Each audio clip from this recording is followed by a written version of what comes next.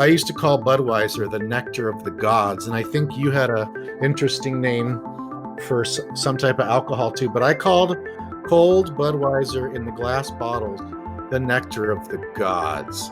That's just so silly. Thinking back to how my brain was wired to look at alcohol that way compared to how my brain feels towards Budweiser now. And obviously there's some tweaking that needs to be done from person to person. Some people don't respond well to some supplements, but they do to others for various biochemical reasons. But it's worth trial and error because they're so overwhelmingly more safe than, say, pharmaceuticals on average, that it's just worth the try.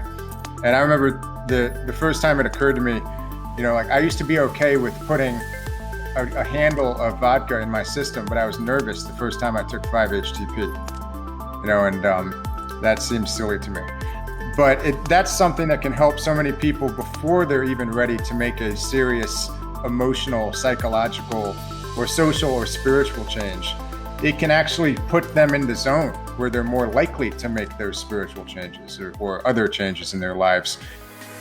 Thanks for tuning in to the Elevation Recovery Podcast, your hub for addiction recovery strategies, hosted by Chris Scott and Matt Finch.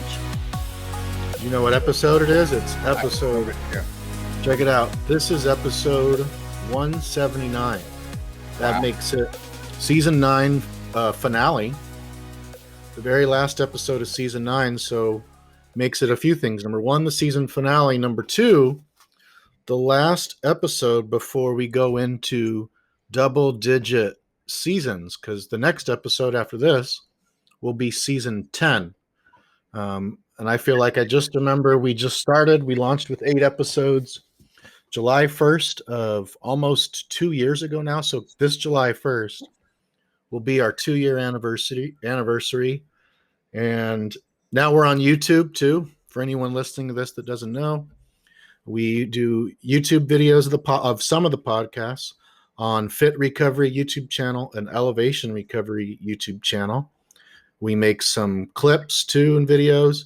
And of course, we've got the audio version, Apple Podcasts, elevationrecovery.com, and etc. And so Chris and I just want to welcome you guys to the season 9 finale. That's right. And season 10 is going to be a good one. We'll have some new guests. We'll have on some guests that we've had in the past and haven't talked to in a little while. And I know I've had a little hiatus here, so I might give Matt a break for a couple episodes, but people seem to love the episodes where it's just you and me shooting the shit. And that's good because that's where we came up with the idea for this podcast. Was we would have these long mastermind calls about all of these supplements and holistic strategies, books that we were reading, things we were learning, studies that came out, and God knows what, everything. And then we decided to just make it public, to broadcast our phone calls, to give up our right to privacy for our calls for the sake of hopefully bettering the world. And it's been a lot of fun. Our edited calls, because if they listened to a real unedited mastermind, it might scare some. It might make a lot of people love us more, but it might turn some other people off. Maybe, I don't know. I mean, I'm from New Jersey, and you used to use every drug under the sun. So the raw calls might be a little much, but not necessarily in terms of content, maybe just tone. But yeah, this is a lot of fun. And it's also brought us closer to some really interesting people, people like Julia Ross, Dr. Howe. I mean, too many to list, really. I don't want to leave anyone out. But it's also nice to get messages from people that are super interesting, who we otherwise wouldn't hear from if we didn't have this podcast. That's one of my favorite things that happens during the week is getting a text or an email or from someone that is really loving the podcast, or seeing a new 5-star review written about the podcast, or hearing from a client on the phone as we're having a check-in or maybe their first session, how much the podcast is helping them. And so that feeds my passion and obsession more than anything, is because once you do something, a creative project, a business service, or whatever it is, you might be able to think it's really cool, but until you start getting feedback, how are you really going to know how other people think of it? And so, yeah, we've gotten quite a few 1-star ratings too. And so there was a period and I was like, man, maybe our podcast isn't really that good. Then I realized those were the people that thought elevation recovery, oh, this is a recovery podcast. So they probably had some type of idea already in their head of what that was going to be. And then they start listening to it. And we're a pretty atypical recovery podcast for sure. And so a lot of people, but then I really came to total acceptance of that, oh no, people are going to leave bad ratings and reviews. Who cares? Because our podcast is for the people that need it. It's not for everyone. And I always have to remember that our podcast is for people that want to recover from addiction and live awesome lives and reheal their brain, but they don't want to do it the way that everyone else is telling them that they should do it necessarily. People that are more open-minded, people that are more creative free thinkers, that are more into empowerment. And so, yeah, it's been a wild ride. And Chris, how much more do you know about addiction and about related topics compared to before we started the podcast? Because now this is episode 179. So out of all the episodes that just you've done and talked to people and learned from, I got to say that I've learned a lot from not even just the guests that are on there to teach something, but from people's just recovery stories that come on as well. I've learned so much and been so inspired by our guests. Yeah, I've learned a huge amount. And, I started doing one-on-one over the phone recovery coaching years ago, maybe like close to 5 years ago now.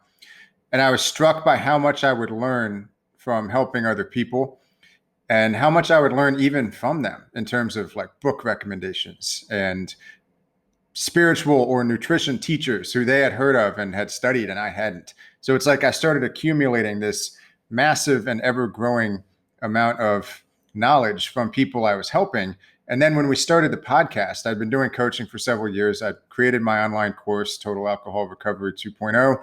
I'd written my book, Drinking Sucks, and I'd written about 200 articles on the website. All of that had been informed by a lot of my experiences with coaching clients and obviously learning about how different people react differently to different things and about the hierarchy of recovery. But this just turbocharged it because then we had additional recovery stories, maybe people who would be a better fit for working with you than with me, who you've interviewed, and also experts who I otherwise would not have necessarily been able to get on the phone with or do a call with. So yeah, it's been really cool. And I always like to say I have an open-ended view of recovery. I don't think that I have the ultimate answer for everyone. And we're not doing this show for everyone so that we can get all 5-star reviews. If someone wants to leave us a 5-star review, that's great. And I'm pretty sure we have way more 5-star reviews than 1-star reviews, and that'll probably always be the case. But the important thing is that we're doing this for the people who understand us, who are part of our tribe, who benefit from this. And if there are newcomers, then that's awesome. And, if anyone's ever confused about what it is that, we stand for, and we do have beliefs, we're not trying to impose them on people. I would say a certain, almost an axiom of our approach would be that nutrition is important, that what you put into your body is important. That was my biggest lesson, or one of the biggest lessons from my drinking career, if you will, was that I had put toxic alcohol, endless amounts of toxic alcohol into my body for years and years and years, and watched my biochemistry and accordingly my mood and my spiritual health deteriorate. And when I stopped doing that and I started putting in things that weren't just neutral, like a ham sandwich, but actually really helpful, like targeted amino acids, vitamins, minerals, herbs, etc., combined with what we call the basics, more sunshine, grounding, paying attention to your breath, sleep optimization, I started feeling way better. And I don't think that should be a very controversial point, but it is one that is still ignored. nonetheless in most mainstream programs. A lot of them like to pay lip service to it because it's trendy now. You'll see the term biochemical repair on some mainstream 12-step based programs. And that would be awesome if they were sincerely integrating biochemical repair into their programs. But it seems that it's more of a marketing ploy to get people into their funnels. So I think it's important that we talk about things that people might not have exposure to. And if they ultimately choose a different method, if they want to go to 5 AA meetings a day or a week for the rest of their lives, then great. Maybe they can feel even better doing that with some of the information that they pick up here. So I hope that people can just listen with an open mind and try to understand before judging. I always try not to judge. I know sometimes it sounds like we're a bit critical of other approaches. I don't think we intend to do that. I think it's easy to be irritated by zealots of any kind. So that's just going to happen. If there was someone who said, there's only one way to recover, and that's by taking this one specific vitamin, I would be critical of that zealot as well. So, I think it's good to be fair. It's okay to be unorthodox. It's okay to try to be empowered instead of powerless. But if you choose the powerlessness approach and you just want to repair your biochemistry, then there's something for you here as well. So open-ended is ultimately what I strive for with our program, but hopefully also innovative and also giving people access to underrated information. And as a quick aside, and as part of the underrated information, people might have seen me take a sip out of I don't know, this is some kind of beer glass. I liked it, so I bought it. And I have Golda, made in Atlanta, Georgia, Kombucha. It is citrus CBD, hopped Georgia citrus. So it has hops in it as well.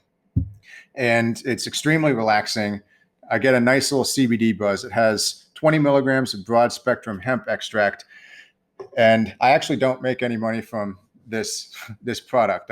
I'm technically affiliated with it because what happened was I was doing a bunch of work in a coffee shop and I had paid $7 for a can of this. And I thought, this is amazing. And I want to share it with my email list. So if you're on my email list at Fit Recovery, you've probably heard of this already. And the fact that I like it.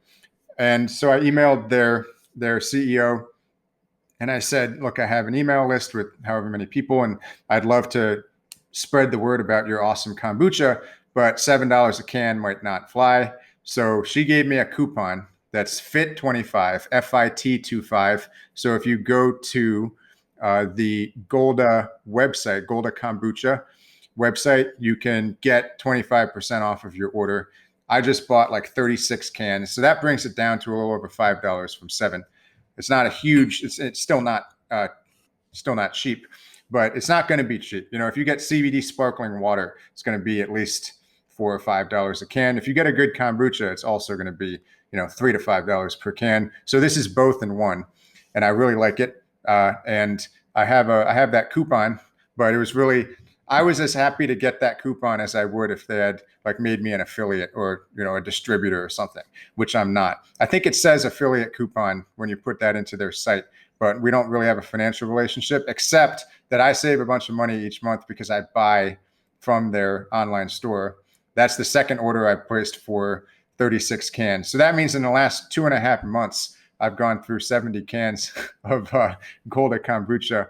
And it's also, I should say, it's alcohol free, and or whatever the lowest amount, no more than 0.2% or something like that. And I've also given away a bunch to friends and family. So I myself haven't had 70 cans, but if I have one in the morning with my breakfast, I feel calmer throughout the day. And there's also no sugar. So it's good stuff. That was a long rant on my part. You can hop in, Matt. Well, it ceases to amaze. It never ceases to amaze me. I don't want to cease to amaze you. It never ceases to amaze me how often we appear to be subconsciously in sync on similar or same topics. Before this episode, I was thinking, I feel like we should talk about alcohol substitutions, things that people, because, drinking is not only a substance that can be addictive for people, but the habit too, the ritual, so you're actually drinking something So alcohol substitutions where you're not drinking alcohol, or maybe there's very, very little alcohol, not nearly enough to have psychoactive effects, but where people are using something as a replacement, whether it could be for life or just for a while. So we've got the zero or super low alcohol kombuchas. We've got the CBD infused non-alcoholic wines, and there's even THC infused THC/CBD infused non-alcoholic wines. And there's a lot of other things as well. There's so many different substitutions. I used to do milk. We talked about this on a few episodes ago, how I would chug milk. Or there was another substitution when I was in my 20s, and I'd go to parties or I'd have parties. And if I wasn't drinking, I would often take Valium and I'd drink Red Bull on the rocks. So I'd have an energy drink on the rocks. So it looked like I was drinking. So people didn't ask, what's wrong with you? Why aren't you drinking? And the Valium, and sometimes I'd have other pills too. And so some people really need alcohol substitutions, at least at the beginning, because of that drinking behavior. You're not using it as a substitution. You're just using it because it's really good for your health. It tastes really delicious. No, And I also have an oral fixation for sure. I never stop that. I tell people sometimes I still have a drinking problem. I just don't drink alcohol. Right now, I'm double fisting tea, the Dragon Herbs Spring Dragon Tea, which I love. You can get it on Amazon, and this kombucha. It's not uncommon for me while I'm doing work to have several beverages. Like I need some kind of oral stimulation. I never stopped that. And right after I quit drinking, it was coffee. And I had too much coffee. I'm not anti-coffee, but I might have 2 cups in the morning now. It doesn't affect me. And I never have coffee afternoon. Back then, I would drink a pot or 2 a day. And because my dopamine levels and endorphins were so diminished that I'd take anything I could get. And I would get high on coffee. I'd also get really jittery. Again, I'm not anti-coffee. I think it can actually be a good thing to switch your euphoria time. If you're a drinker who used to drink at night or who drinks at night, it's not a bad idea to make the morning your new euphoria time, where you get a workout in, maybe have a cup of coffee or several, as long as you can handle it, and you're not hypersensitive to caffeine, which some people are. But I talk about that in my book, in my blog, and in my course, that it's not bad to switch that and to have substitutes that are healthier, at least, than alcohol is, because everything's on a spectrum. Kratom is arguably much healthier, less toxic than alcohol. You don't necessarily want to be doing kratom all the time. It can be addictive, but I have seen a lot of people helped by switching to that temporarily and then tapering off of kratom. But yeah, I mean, botanical or herbal teas, kombuchas. There are several drinks that I've had lately that I really like with dinner. And I'm always looking for sugar-free ones because it's easy to find non-alcoholic drinks packed with sugar. It's actually disappointing. Like sometimes I'll see a really cool bottle of kombucha in Whole Foods or something. And I'm like, oh, I got to try that one. Look at their marketing's really great. But then I look in the back and it has like 40 grams of sugar. I'm like, no, I'm not even going to read what they have to say on the bottle. But I just pulled up on my phone. I've taken a picture of this. It's called, for anyone who likes like bitters or anything like that, it's called Hella Cocktail. Hella Aromatic Bitters. And it's bitters and soda, dry aromatic, made with gentian tincture, ready to drink now or mix with your favorite spirit. So that's what it says on the can. It seems I like it a lot because I always liked bitters and gin and club soda or whatever. I always had never really a sweet tooth, more of a dry tooth, if that makes sense, a bitter tooth. And then there's another one called Betera, which is Betera, and they have a delicious rhubarb one and a delicious elderflower version as well. And I think they might have a few others, but those are the ones I've tried so far.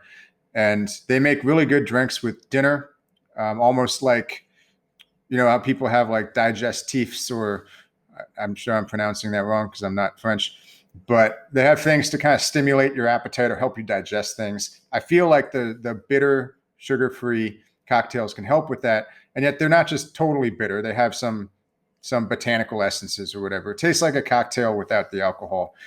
just not sweet. Of course, if you want to make it sweet, you could always get some monk fruit. You can go to the Dragon Herbs website and get the liquid monk fruit extract as well, because it can be hard to dissolve the monk fruit granules. As I've learned, I made brownies a few months ago with monk fruit crystals or granulated monk fruit, whatever would be the sugar alternative.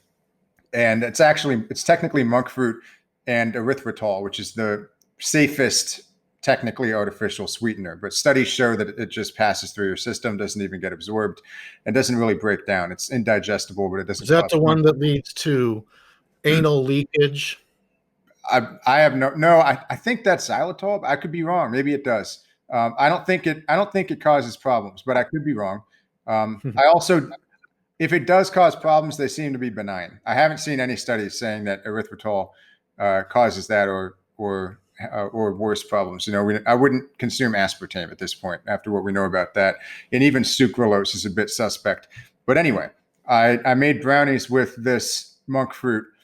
And the problem was that it didn't melt in the hot butter. Because brownies is like, not that I'm a chef, but I'm pretty sure, at least the recipe I used, it was melted butter. You're supposed to stir the sugar in there. And I used monk fruit with some eggs and whatever there's some kind of flour. I think I used buckwheat flour or something. They were pretty different, trying to be healthy brownies. But the problem was that the monk fruit didn't fully dissolve. So you had crunchy monk fruit granules. And I had a similar problem trying to make mocktails, or I don't even like the word mocktail. I don't like to make a mockery of my cocktails. They just don't have alcohol. My non-alcoholic cocktails, I would try to put the granulated monk fruit in, but it wouldn't dissolve. You have to heat it pretty high, actually, in order to dissolve it. So anyway, you can get liquid monk fruit, which is a good idea for these mocktails if you like a little bit of sweetener. But I do have a range of things that I drink. I'm always on the lookout for it. And I feel like we're entering a different era with non-alcoholic options. There's more stuff being offered. Obviously, right now it's difficult to keep your finger on the pulse of restaurants because some restaurants are not even open in a lot of parts of the country. But luckily, where I live in Savannah, not only are restaurants open for the most part, but some new ones are opening. And I've seen all of them have non-alcoholic beers, it seems. Some of them, not most of them, but some of them have non-alcoholic wines. And all of them will make you a really good non-alcoholic cocktail if you say, make me a non-alcoholic cocktail, make it damn good, surprise me, and don't put in too much sugar. That's what I always say. And I'm usually pleasantly surprised. And I wouldn't be surprised if they're using some of these things, such as the dry aromatic bitters in a can that I don't know if it's organic or not, but it's good. And so, yeah, there are more options. I'm trying to be more active on Instagram. And that's something that some of our listeners may know. And my handle there is Chris Scott Fit Recovery. So follow and you'll be, stay posted for more non-alcoholic options. Alcohol is so cunning, baffling, and powerful. When you're in that, when you're in that addiction, or even if you're not addicted, but you find yourself down a downward spiral and it could lead to actual addiction. I'm like trying to think of all the different alcohol substitutions I did. And it was just years and years of trying so many different things. Like I said, I'd try drinking milk and getting really full if I had alcohol cravings. I would take pharmaceutical pills with Red Bull on the rocks. I would do that. I would do cannabis and like pharmaceuticals, but no alcohol. So that was my substitution. Always doing things. What's the magic combination of better living through chemistry, of me being my own kind of wild chemist, knowing that I didn't like how I felt sober, normal. What can I do to make myself feel like I want to feel, but without alcohol? Because alcohol made me feel like that. At the right dosage, alcohol was perfect as far as making me just confident enough to be able to do life. But I couldn't stay at that one spot. I would get to that spot, and then I would keep drinking until I'd drink more than that spot. And then that was a fine line from being, in a better mood and more confident and funny because I had a little buzz going from that to all of a sudden blacked out. And I'm smacking girls on the butt at the beach that have gigantic boyfriends. One guy came up to me, grabbed me by my neck, and I was blacked out. I was drunk all day, 4th of July, blacked out at noon, and it was around 8 p.m., I guess, from what my friends had told me. And after I slapped this girl in her butt for the second time, after the guy told me he was going to kill me if I did it again, I guess he grabbed my neck. I'm not sure if it had to have been with two hands, pulled me up and choked me out to unconsciousness. Sounds like you deserved it that time. And I totally deserved it. And my friend that day punched me in my mouth and chipped my tooth. So after that bender, I didn't drink for a year, Chris, because I was so embarrassed, so much guilt, so much shame from what I had done that day and all the people I had done those things in front of. So I didn't drink for a year because of that. But during that time, I wasn't like doing good. I was like I was just still taking different drugs, but just not alcohol or not hard drugs. And, there's nothing wrong with that, but I wasn't doing the fundamental work, which was changing my nutrition, figuring out deficiencies and taking supplements, because I didn't know. At that point, I just didn't know about that type of stuff. I didn't have a growth mindset back then. I didn't feel like I could get too much smarter. So alcohol substitutions did get me through a lot of periods where I wouldn't drink for weeks. I wouldn't drink more often. I wouldn't drink for months to several months, but then I would go on a relapse or a slip and I'd go on a bender. I was a binge drinker. So I just tried with alcohol substitutions. I'd go to AA. I'd try AA substitutions like NA. And then I'd go back to AA. And man, for years and years and years, beating my head against walls because none of the things that I were trying, alcohol substitutions, 12-step, that type of thing, none of them were working. It was only when I really started to change the way I thought, change the way I viewed everything, myself and the world, that long change started to happen. Good change. Yeah. I think the nutritional component is central. It needs to be understood by way more people. Excuse my head of security. We have he's agreeing with you. Or a UPS delivery, and Magnus has saved us from being brutally assaulted dozens of times, even a week, as far as he knows. Every time he barks, they run away. Yeah, I think the nutrition is something that it's so tragic that more people don't understand it, because it can start helping you even before you're ready for spiritual change by giving you some biochemical resilience, by making you feel at least like life is a little bit more worth living because you have more energy and you're sleeping a little better and maybe your cravings aren't so bad, freeing some of your focus. So it's doing this invisible work and obviously there's some tweaking that needs to be done from person to person. Some people don't respond well to some supplements, but they do to others for various biochemical reasons. But it's worth trial and error because they're so overwhelmingly more safe than, say, pharmaceuticals on average, that it's just worth a try. And I remember the first time it occurred to me, I used to be okay with putting a handle of vodka in my system, but I was nervous the first time I took 5-HTP, and that seems silly to me. But that's something that can help so many people before they're even ready to make a serious emotional, psychological, or social or spiritual change. It can actually put them in the zone where they're more likely to make those spiritual changes or other changes in their lives, regardless of what those might be. So you can go from being despondent, which I was. When I showed up at detox, I was like a zombie.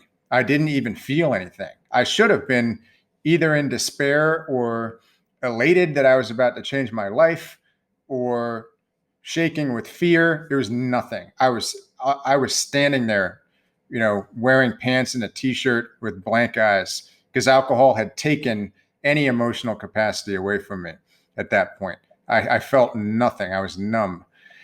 And, and I could have changed that situation a lot quicker. I felt numb for several weeks, especially with the benzodiazepine taper, but that was the right course of action. I needed that to not have a seizure, but it would have been really nice to have infusions of vitamins and minerals and amino acids and fatty acids and herbs that have been shown to help and maybe break down the toxic byproducts of alcohol and keep ethanol from binding to my GABA receptors. It would be nice. It would have been nice to know all of that back then. But the tough thing about alcohol for a lot of people is that it's embedded within our culture. So I remember once I tried to show up to a house party in Atlanta, and this was back when I still drank. And I had made a decision to quit for a week because I don't remember why, probably because of a withdrawal experience. I had pulled through. I'd managed to pull through some hideous withdrawal experience, and I was just going to white knuckle it and just not drink. And I showed up at a party with a 6-pack of diet root beer, which is kind of gross. And my friend's girlfriend, now wife, answered the door, laughed at me, took it out of my hand and replaced it with a 6-pack of beer. And she was a good girl. She didn't mean to cause me harm. I drank that 6-pack of beer in about 10 minutes. But she didn't know that she was doing harm. It's normal in some circles to make sure everyone's having a good time, is what they would say. So you do have to change your identity. You have to be somewhat independent. You can't be too much of a follower. You have to be strong-minded when you make that shift. And if you have trouble with those things, which is normal because it's normal to feel fragile in early recovery, then enlist the support of friends who can help enforce that for you.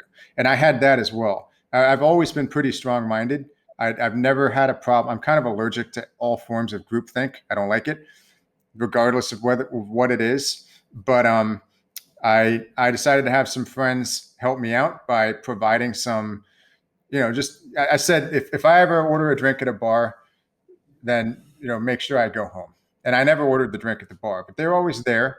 And that was within 3 months, I was able to go to a bar and drink 5 club sodas and have a pretty good time.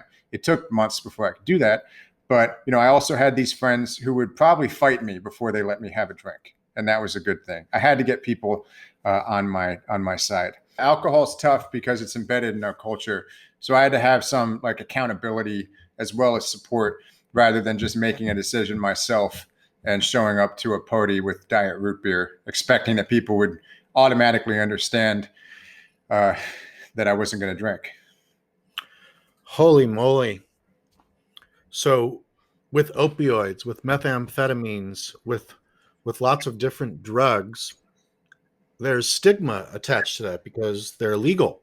Misuse. Alcohol, there's not only is there not really a stigma, you're stigmatized if you don't drink alcohol. Yeah.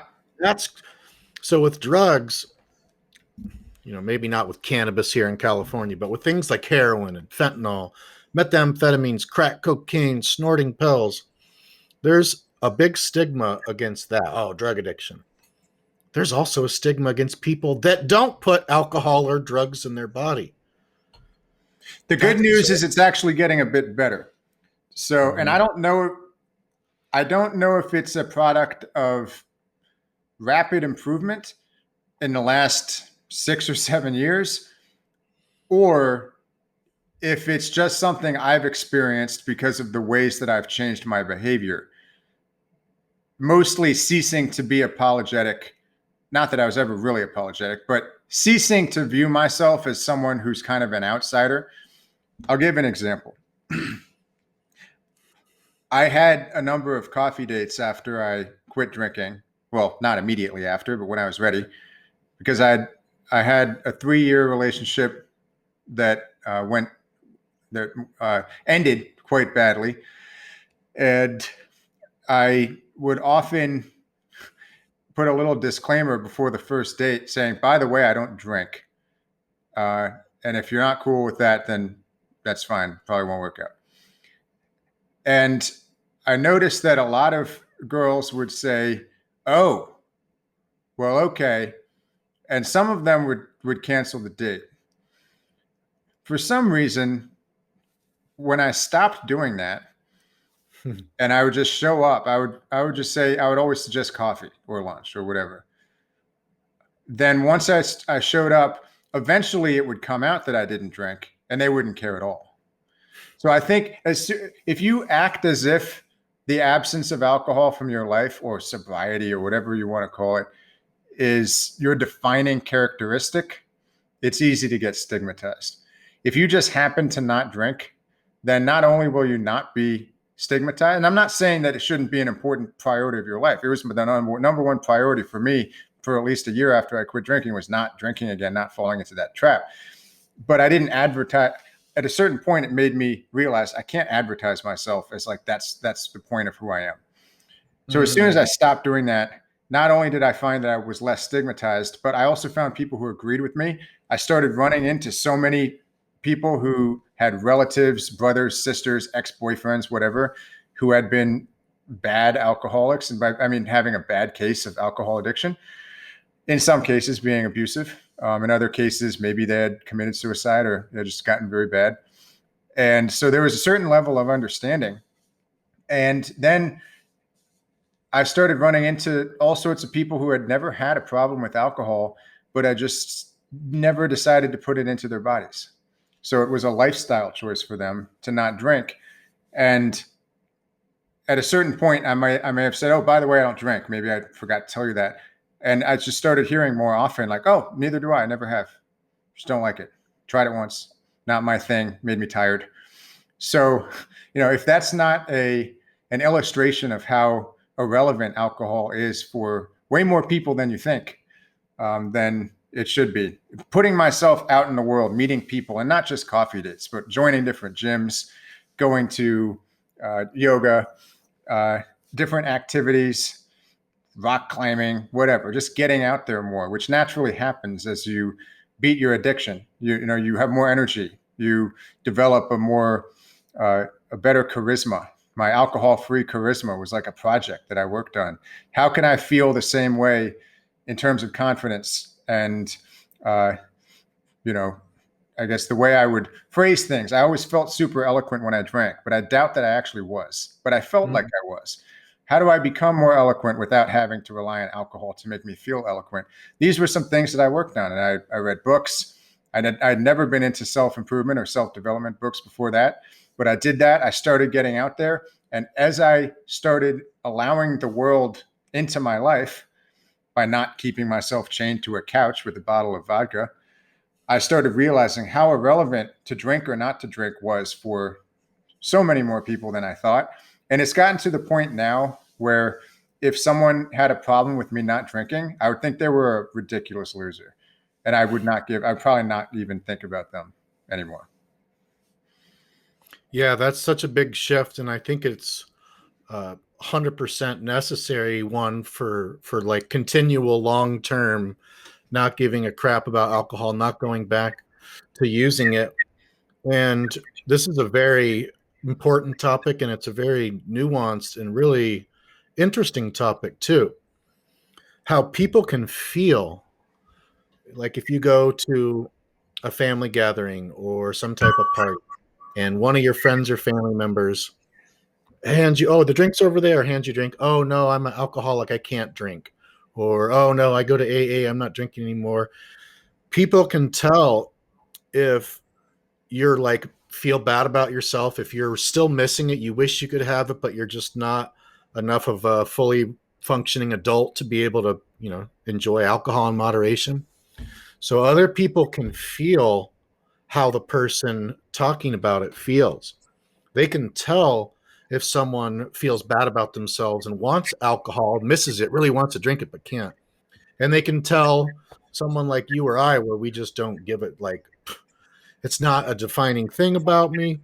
It's just a moot substance. It's just a non-subject, like, which just, who even cares? But in those early phases where I was either in abstinence or recovery or replacing alcohol with drugs, whatever it was, I missed it. And I wished that I could drink it. And I wished that I could drink it like a gentleman, as they say. And I really wished that, but it was a silly wish. Like, wouldn't a better wish than being able to drink like a gentleman or something?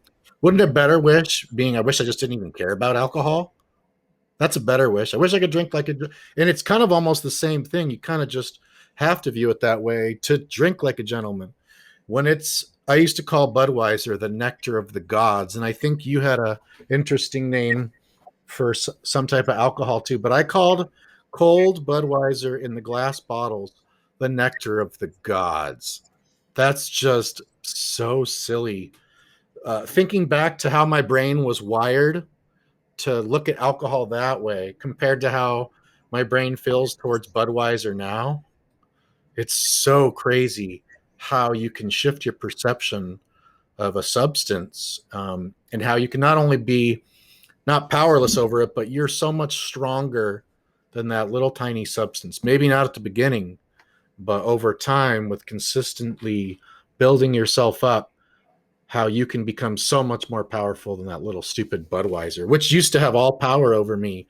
I was its servant. Budweiser, how much do you want me to drink? And I would just chug it, and it would make me feel better. And it was so crazy how I would just hold it. Oh, this is, it's sick. It's a really sick disorder. Yeah. I'm actually grateful that I was accidentally served alcohol on more than one occasion over the last 6+ years, because it made me realize that alcohol is not the substance that it used to be for me, and that it was never something that was giving me something I couldn't have naturally. I just didn't know how to get it naturally. But I was trying to explain to someone the other day, when someone who's actively addicted to alcohol has a drink, your whole body vibrates. You get this like blissful feeling, even when you're just bringing it to your lips, which is the dopamine release. You're anticipating the reward. That's what dopamine does. And then, of course, you have the endorphins and more dopamine and serotonin, and your GABA receptors get stimulated. You're relaxed and you're happy, and at least temporarily, right? So you go from this state of extreme deficiency, assuming you're actively drinking and you're dependent on alcohol, to a state of temporary equilibrium. And that temporary equilibrium is where you should be and where you could be naturally if your diet was good, if you were exercising, if you were sleeping right, getting fresh air, getting sunlight, properly hydrated, taking whatever nutrients you might need. You would be here all the time. But when you have that first drink, when you're actively addicted, it's like a pinball machine. You're all of a sudden you go from extreme deficiency to normalcy. But once I had achieved normalcy naturally, which took months, after years even after quitting drinking, because I had some trial and error, and all of the information that say we talk about or that I share in my online course was not instantly available for me. So it took me time to figure it all out. So eventually my default state becomes that state that I would be in temporarily and artificially when I drank 2 bottles of red wine or whatever, or by the end, a handle of vodka. And then, of course, it would go down after that drinking binge, even lower than it was before. And then when it would come up only to here. It wouldn't get quite to there unless I drank more. And I could get it back, I'd get it even higher. But then it would go down even further. So it's this constant, it looks like a graph of a stock market, that's experiencing a extreme volatility. Maybe crypto market would be that was my mood, my day-to-day, because of going from extreme deficiency to artificial and temporary stability and then back down again. So I'm here all the time. So when I was served accidentally, it was like a little blip, and it wasn't even necessarily up or down. It felt like something. If anything, it was just like a little bit, I was a little woozy, but I went from natural balance to some artificial blip that felt more like a sleeping pill combined with an anesthetic. It didn't do anything because I'm already here. I didn't need to go any higher. It wasn't going to bring me higher. I wasn't in a state of deficiency. So whatever it was doing, that GABA stimulation that you'll obviously experience from alcohol, made me maybe more calm, but I didn't need to be more calm. So it felt more like numb, and maybe even a little bit sleepy. And that's really what it was, because my GABA receptors had been resensitized. My levels had been balanced. I was feeling good. I'm sure I'd gotten a nice workout in that morning. I'd slept well the night before. I just didn't need this artificial drug. The instance I'm thinking about is when I basically chugged like 2 or 3 shots of gin. It was in what I had thought was like a ginger beer type drink served in a martini glass, a non-alcoholic beverage. And I was like, oh, it's clear because of the ginger beer. Nope, pure gin. They'd messed up the order, served me someone else's. I don't know. And it was the hottest day of the year. So I'm, and it's half of it's gone. And it's basically just pure gin. And I thought, whoa, all right. So I could go to the bathroom and puke, or I could cause a scene, or I could just experience this and see what happens. And ultimately what happened was that weird toxic buzz that there was unlike anything I'd had before, even though technically I had consumed that substance in the past. It eventually wore off and I was a little tired. I had to lay down on the couch when I got home. I was bummed out, but not even emotionally, just biochemically. So, could I get back into that state of active addiction? I'm sure I could if I made it a point to go out to bars every night and get trashed and wake up and drink and puke and rally. I'm sure I could get myself back into an active state of addiction. But I know it, and now at least I have the consolation of knowing that, and comfort of knowing that it would actually take some work, and that what I would achieve with alcohol is actually not very much, because alcohol was just bringing me from this deficiency to this state of artificial balance, rather than me being in a state of natural balance all the time. And we tend to experience differences in our state from moment to moment more than absolute states, right? So if you're in a cold tank and you jump into a hot tub, the hot tub feels so much hotter than it actually is, right? Or if you're in a hot tub and then you go in the cold, it feels much colder, because we notice that the contrasts between states, moment to moment, minute to minute, day to day. We don't tend to notice absolute levels of things, right? If I were out in the tundra of Siberia and then I walked into this room, which is 70 degrees, I would be like, oh, this is so hot and nice. I love it. But right now I'm in a natural state. I'm comfortable. I think it's a similar thing with drinking. You have a certain level of baseline resetting, I guess you could call it, where your baseline goes, your normal baseline it's averaged between this artificial high point that you get from drinking or using drugs to this really low state of deficiency that you would never experience if you weren't drinking or using drugs. The average is still well below your normal baseline. So your baseline should be pretty high naturally if you're doing the right things. So you really just have nothing to gain. And that's what I say that's what I mean when I say transcend alcohol. You get to the point where you have this epiphany that alcohol was never really making your life great. It doesn't need to be a forbidden fruit. It's not something that's going to bring you to 10 times feeling better than your naturally optimized state. If anything, it'll make you feel about as good as natural optimization will, just with the downside of crashing after that, because it's an artificial phenomenon. And of course, you're toxifying your body and causing inflammation and ruining your sleep. Naturally, it's not going to make you feel that much better. It's not going to bring you up much higher than you could get. It's just more noticeable because people who have those binges and are dependent don't know what it's like to feel as good as they should. When you were talking about the cryptocurrency, how your moods were like that, going up and down, it's very likening to when someone drinks alcohol that has severe hypoglycemia. So for instance, let's say a bunch of people are drinking at a party. All the people that are at that party drinking, if they don't have hypoglycemia, they start drinking a beer. Let's say it's all beer. They drink the beer. Well, their blood sugar starts to slowly rise up. Then let's say it's the only beer they drink. Then once that beer wears off, their blood sugar slows. So it spikes up kind of slowly, gradually, and then it comes down kind of slowly, gradually, allowing them to feel good. Okay, this got my blood sugar up. This got me a quick little buzz, and then it kind of slowly wears off. Cool. Yep. Now let's say someone next to them, say it's their twin sister. She's got really bad hypoglycemia. They're twins, but she's got horrible hypoglycemia because she's been drinking a lot more alcohol. And that's the thing that caused the hypoglycemia.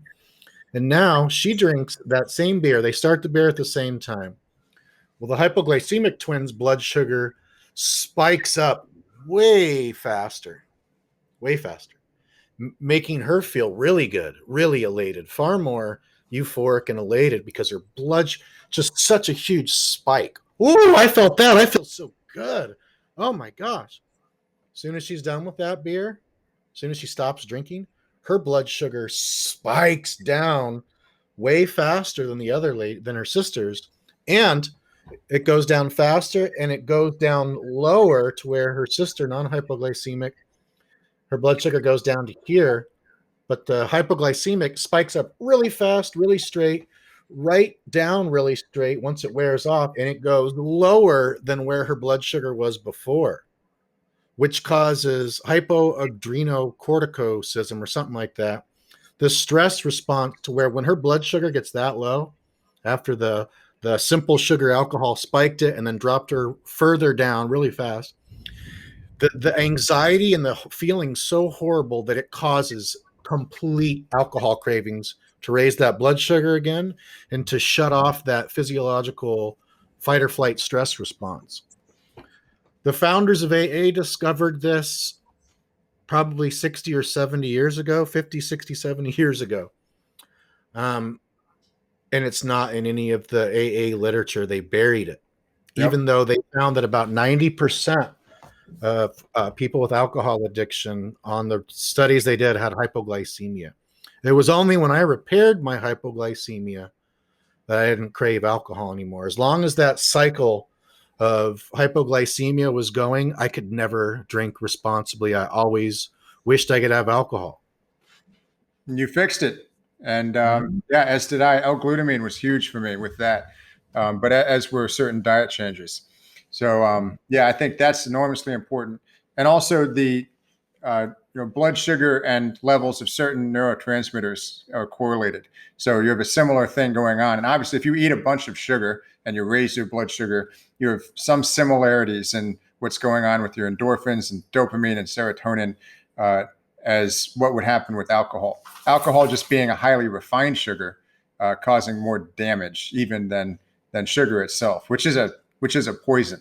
Depending on the kind of sugar, high fructose corn syrup is a liver toxin as well. So there are a lot of people even who are getting like fatty liver or even actually cirrhosis. I've seen in some cases from doing with sugar what you and I at some points had done with alcohol. It's enormously destructive. So I think we might have to leave it at that, Matt, because I have a tornado warning and a dog who's having a hard time with it. He has a little bit of PTSD. Because we almost got hit by lightning once. We were out. He was going number 2, I think it was, and there was bad timing on the part of the lightning strike. So luckily, he hasn't. He won't find any alcohol because we don't give him access to that. I think the only alcohol here is in my dragon herbs tinctures, but he can't reach those. But I did actually give him some CBD, so I think he'll be all right. Perfect. Well, I'll just end it with this one thing. People can see our skin on our face. They can see our hair, or in our case, our lack of hair. People can see our skin all over our bodies or whatever our clothes are covering. They can see about approximately how much we weigh. And we can see all that too. We want that to look good. No one can see our brains, including ourselves. So when we're taking these substances, when we're eating these crappy foods, we're not seeing the impact they're having on their brain. If we had translucent skin and skulls, and you could actually see your brain, or if even once a week we had technology to where you could just plug your brain in, get a full readout, and you could see the health of it and how it's going down from your behaviors or how it's going up. I think if we could see our brain on a regular basis and how our decisions are making it worse or better, I think there would be a revolution of people making better decisions. But I think since we can't see our brains, it's like out of sight, out of mind for a lot of people. So that's all I wanted to add.